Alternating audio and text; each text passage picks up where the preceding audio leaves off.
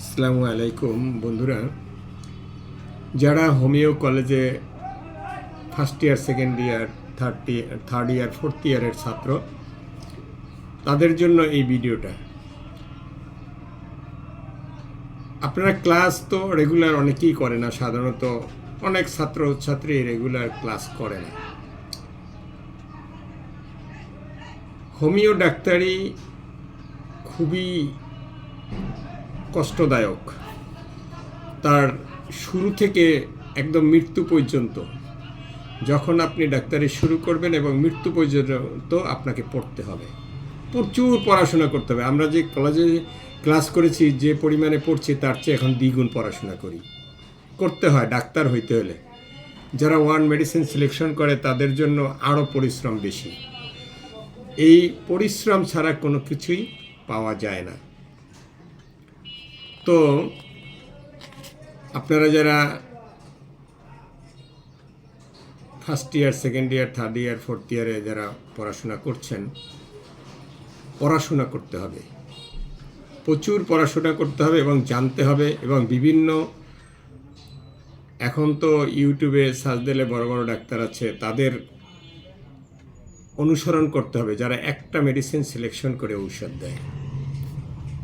আপনি তখন ভালো করতে পারবেন। আপনাকে একটা ঔষধ A to Z পড়তে হবে, না হলে আপনি ডাক্তার হতে পারবেন না। এবং একটা ঔষধের সাথে আরেকটা ঔষধের যে পার্থক্য, খুবই সূক্ষ্মভাবে কিছু কিছু পার্থক্য আছে, যেটা আমরা বলি পিকুলিয়া লক্ষণ, যেটা একটা মেডিসিনের লক্ষণ দিয়েই, একটা লক্ষণ দিয়েই একটা মেডিসিন চেনা যায়। সেক্ষেত্রে আপনি ওইভাবে পড়াশোনা করতে হবে, এবং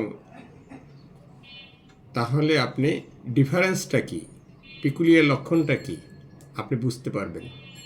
আর আপনি যখন একটা মেডিসিনের ডিফারেন্স, একটা মেডিসিন থেকে আরেকটা মেডিসিনের ডিফারেন্স জানবেন, তখন আপনি বুঝতে পারবেন। একজন ডাক্তার, ডক্টর হাসান মির্জা বলেছেন যে একজন ডাক্তারকে তীক্ষ্ণ দৃষ্টিশক্তির অধিকারী হতে হবে। একটা রোগীর বসার প্যাটার্ন, তার গায়ের যে জামাটা, পরনে যে লুঙ্গি বা প্যান্ট থাকে, সেদিকে, জুতার দিকে তাকাইতে হবে। তাকাইলে পর জিহ্বার দিকে তাকাতে হবে।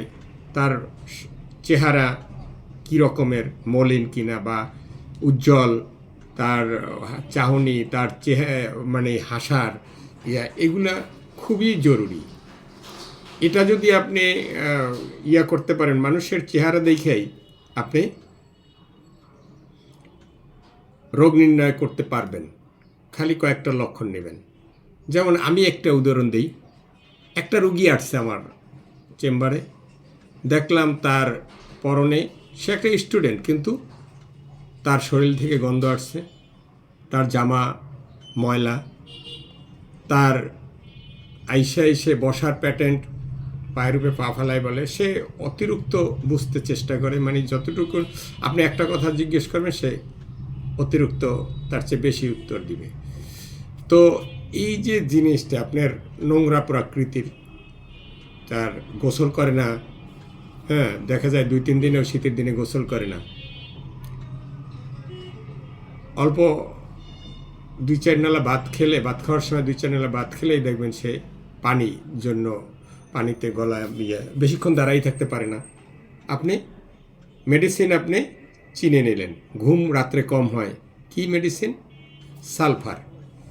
এটাই হলো একটা ডাক্তারের রুগী চেনার টেকনিক। অসংখ্য ধন্যবাদ। ভিডিওটি ভালো লাগলে শেয়ার করবেন।